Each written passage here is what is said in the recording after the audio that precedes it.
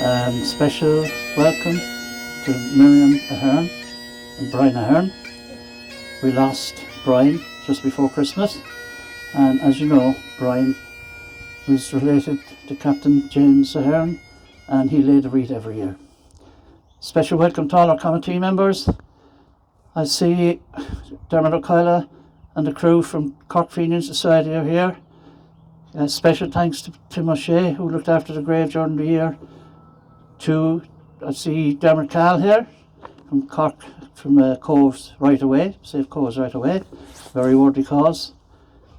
And our old stalwart, Liam O'Sullivan, is here, and he'll be videoing as well. So we'll start with the reading of the Proclamation 1916.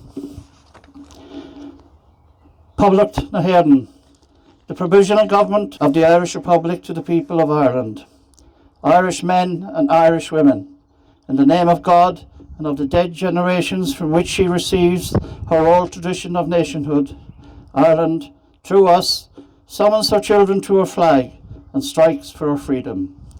Having organised and trained her manhood through her secret revolutionary organisation, the Irish Republican Brotherhood, and through her open military organisations, the Irish Volunteers and the Irish Citizens' Army, having patiently perfected her discipline, having ruthlessly waited for the right moment to reveal itself, she now seizes that moment. And, supported by her exiled children in America and by gallant allies in Europe, but in relying in the first on her own strength, she strikes in full confidence of victory. We declare the right of people of Ireland to the ownership of Ireland, and to the unfettered control of Irish destinies to be sovereign and indefeasible. The long usurpation of that right by a foreign people and government has not extinguished the right, nor can it ever be extinguished, except by destruction of the Irish people. In every generation, the Irish people have asserted their right to national freedom and sovereignty. 6 times during the past 300 years, they have asserted it in arms, standing on that fundamental right, and again asserting it in arms in the face of the world. We hereby proclaim the Irish Republic as a sovereign, independent state. And we pledge our lives and the lives of our comrades in arms to the cause of its freedom, of its welfare, and its exaltation among the nations. The Irish Republic is entitled to, and hereby claims, the allegiance of every Irishman and Irish woman.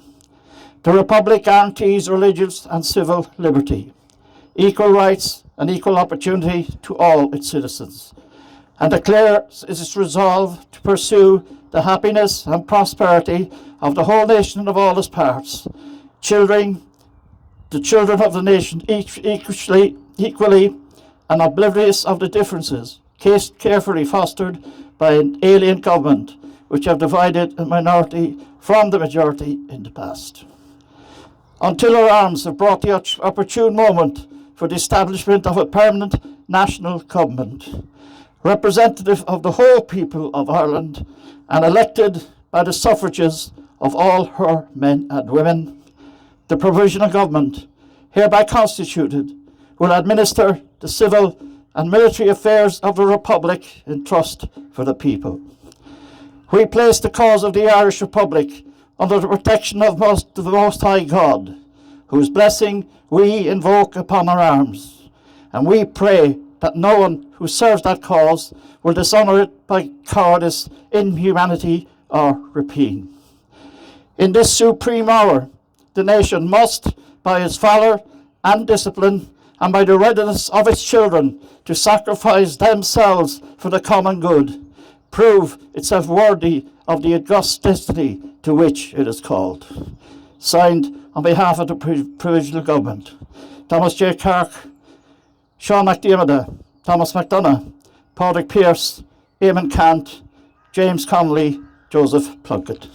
Now I ask the chairman of the committee to say a few words. Thanks, Ken.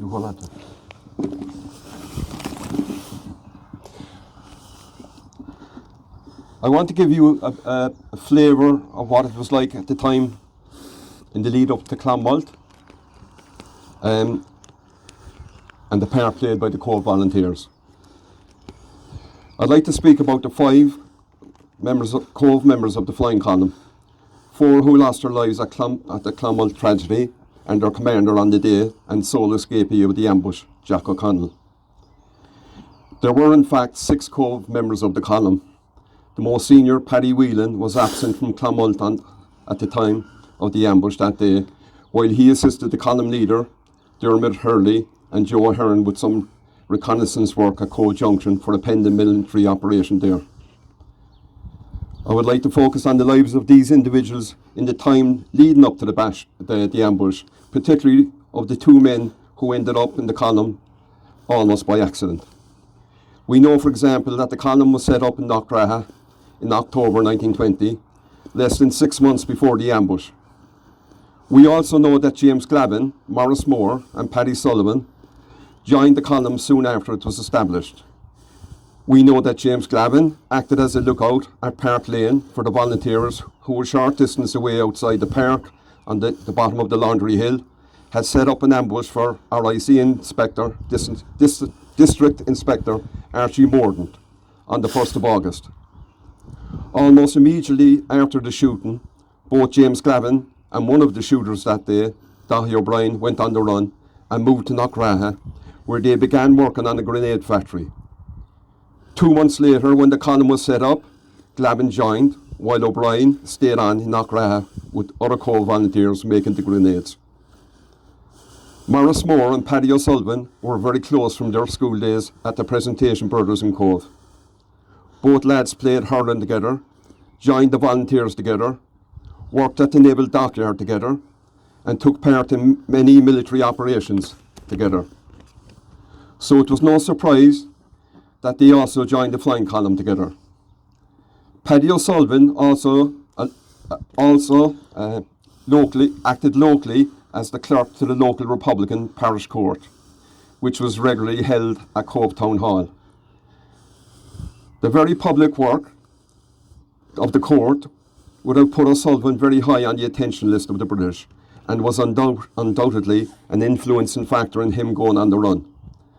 While Maurice Moore wouldn't have needed much encouragement to join his comrade, as his Ticknock home, which was then under regular attention from the British raiding parties, who used to harass him and his 2 volunteer brothers, John and Andrew. Such was the bond of friendship and comradeship that existed between O'Sullivan and Moore, that when they later came before the court-martial at Victoria Barracks in Cork, Maurice Moore was prepared to seal his own fate by offering himself as an alibi witness for his comrade. An honourable, but alas, a failed sacrifice. But if Glavin, Moore and O'Sullivan were also destined to become martyred members of the column, the cases of their other 2 Cobh comrades were very different. In fact, for O'Connell and Aherne, fate took a sudden twist after they very nearly didn't join the column at all. Their story began on the 27th of February 1920, almost a year before Clonmel, when Jack O'Connell led an ambush of a British Army patrol at Bunker Hill, Rushbrook, the site of Great Highland Motors today. During the raid for 5 rifles were captured. A British soldier lost his life. As Jack O'Connell was merely acting as commander of the local company at the time, due to widespread sweeps and arrests in the town, it was left to others later issue a full report of the operation to Brigade HQ in Cork. However, when the brigade commander and Lord Mayor, Terry McSweeney, was arrested at City Hall on the 11th of August, he unfortunately was found in possession of a number of documents, of which was a report of the Rushbrook operation, and which named Jack O'Connell as its leader. Although McSweeney was later shipped off to Brixton Jail in London, where he began a hunger strike, he first managed to get a note off to Jack O'Connell via a Capuchin priest. O'Connell at that point was working as a mechanic at Hanlon's Motor Works in Middleton. The note warned the Cobh officer to get out, that the British were closing in on him. O'Connell most likely met up with James Aherne at Knockgraha, where other Cobh volunteers hung out on the run and worked on the construction of the grenades in the underground bomb factory. Aherne was elected to Cobh UDC in January 1920 and was probably the most harassed of all local councillors by the British. as he was also the local commander of the Aherne, having assumed the position when he came of age, and his former commander, Phil O'Neill, stepped down. Aherne knew he had no choice but to get out. Around that time, McLeahy, the battalion commander, was asked by Michael Collins to travel to Italy to pick up a cargo of weapons and to skipper the ship back to Ireland. Leahy had asked O'Connell and Aherne to join him, to remain on standby and wait for word to follow him out to Italy as soon as he had made the purchase.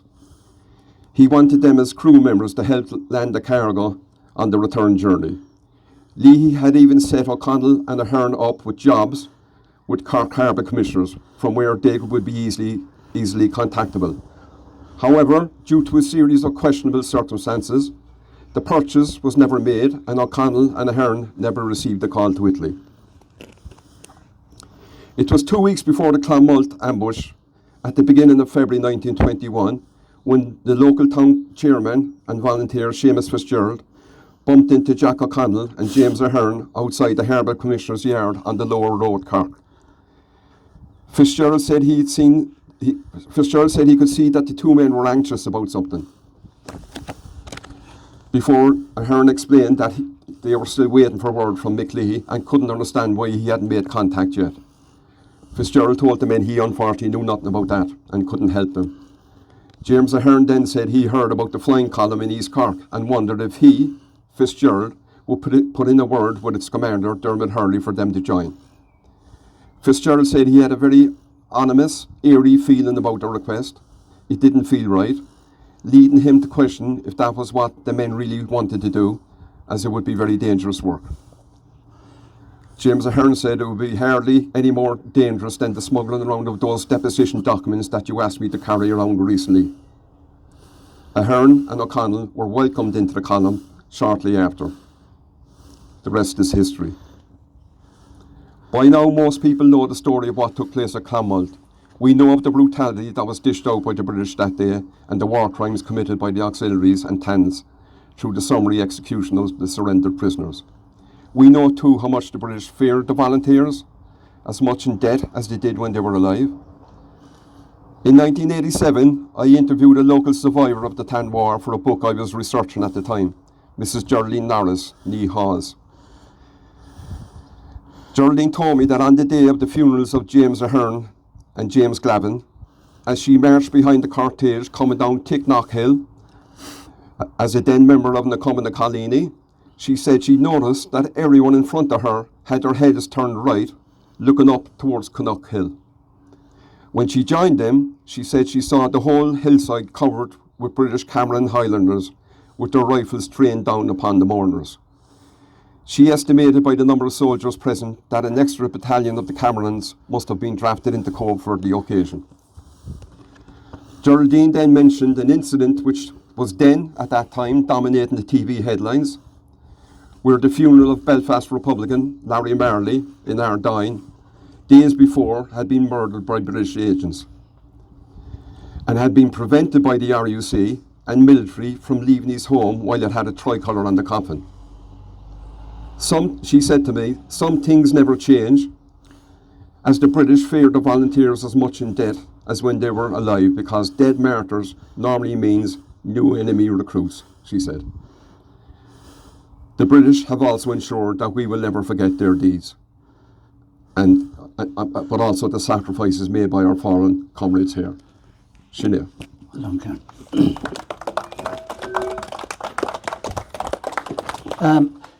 Just by quick explanation there, because there was a few questions asked the last few years since we did up the monument here. We believe it's here since the 40s. It was McCarthy did it in Cork under the chairmanship of the aforementioned McLeahy committee was put together. There are only two buried here, James Aherne and James Glavin, but the monument itself is a commemoration of the members of A Company, 4th Battalion, Cobh. It's the two men that are buried in the grave. It's Maurice Moore and Paddy Sullivan that were arrested in Clonmalt and were executed and are buried in UCC. It also mentions Joe Reid, who was killed accidentally, and it also mentions Daniel O'Halloran, who was killed by the Free State Army. So those are the 6 that are mentioned. The other, the 2 lads, Joe Reid and O'Halloran, are in graves below here. So we move on now. Can I ask Brian Aherne to lay the reed, please?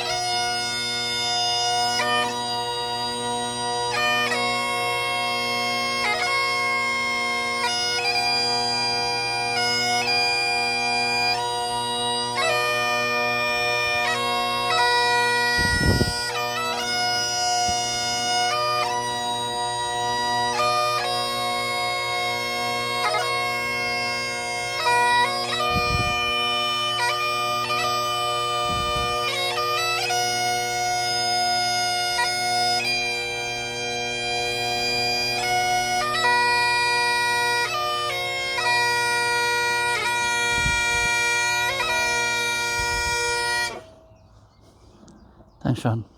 We'll finish now with Sean playing Around the Vein once the flag is raised to the top of the pole. Thank you.